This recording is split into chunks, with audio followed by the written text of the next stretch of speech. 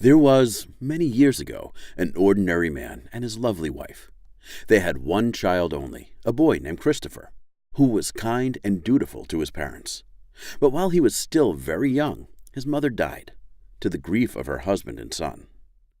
After a time, the little boy's father married another lady. Now, this lady was proud and arrogant, and she had two daughters as disagreeable as herself. So poor Christopher found everything at home changed for the worse.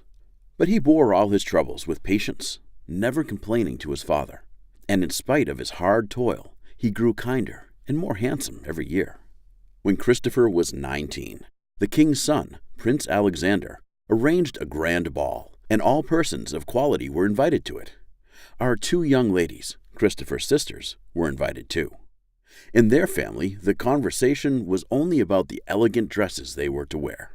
When the happy day arrived, the two proud sisters set off in high spirits. Christopher followed them with his eyes until the coach, pulled by the white horses, was out of sight.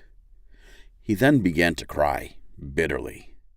While he was sobbing, a young fairy appeared before him. "Christopher," said the fairy, "I am your good fairy, and for the sake of your dear mother, I have come to cheer you up. So dry your tears. You shall go to the grand ball tonight. But you must do just as I tell you.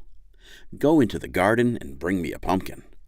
Christopher brought the finest there was. The young fairy scooped it out very quickly and then struck it with his wand, changing it into a beautiful coach. Afterwards, the fairy peeped into the mousetrap, where he found 6 mice. He tapped them lightly with his wand, and each mouse became a fine horse. The rat trap contained 2 large rats. These he turned into coachmen. The old man then told Christopher to go into the garden and seek for 6 lizards.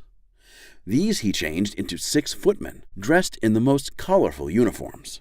When all these things had been done, the fairy, touching him with his wand, changed his worn-out clothes into a beautiful suit made of gold and silk. Then he gave him a pair of magical shoes. That is, they were made of the most delicate leather, fine as the web of a spider. When Christopher was thus attired, his good fairy made him get into his splendid coach, giving him a caution to leave the ball before the clock struck 12. On his arrival, his beauty struck everybody with wonder. The gallant prince gave him a courteous welcome and led him into the ballroom.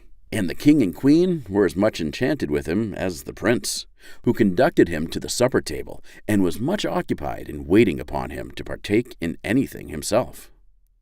While seated, Christopher heard the clock strike 11:15.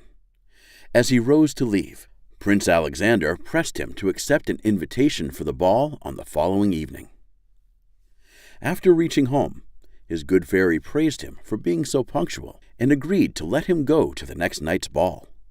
Although he seemed to be tired, his sisters, instead of showing pity, teased him with glowing accounts of the splendid scene they had just left, and they spoke particularly of the beautiful young man.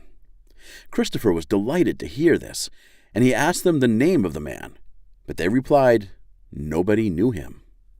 So much did they say in praise of the young man that Christopher expressed a desire to go to the next ball to see him.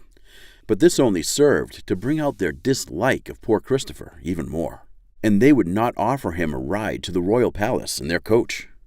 The next evening, the 2 sisters went to the ball, and Christopher also, who was still more splendidly dressed than before. His enjoyment was even greater than the first ball, and he was so occupied with the prince's tender sayings that he did not realize the progress of time. To his alarm, he heard the clock strike 12.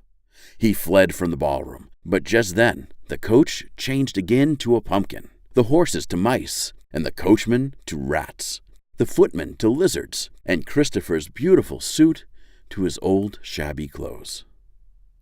In his haste, he dropped one of his magical shoes and reached home, out of breath, with none of his good fairy's gifts but the one black leather shoe. When his sisters arrived after the ball, they spoke in terms of rapture of the unknown young man, and they told Christopher about the leather shoe that had dropped and how the prince picked it up. It was evident to all the court that the prince was determined, if possible, to find out the owner of the shoe. A few days afterwards, a royal herald proclaimed that the king's son would marry him whose foot the magical shoe should be found exactly to fit. This proclamation caused a great sensation. Men of all ranks were permitted to make a trial of the shoe, but due to its magic, it was of no use. Christopher now said, "Let me try. Perhaps it may fit me." It slipped on instantly. Great was the irritation of the two sisters at this, but what was their astonishment when Christopher took the matching shoe out of his pocket. At that moment, the good fairy appeared and touched Christopher's clothes with his wand. His sisters then saw that he was the handsome young man that they had met at the ball, and throwing themselves at his feet, craved his forgiveness. A short time after, Christopher was married to Prince Alexander, to the great satisfaction of the whole court, and so they lived their lives happily ever after.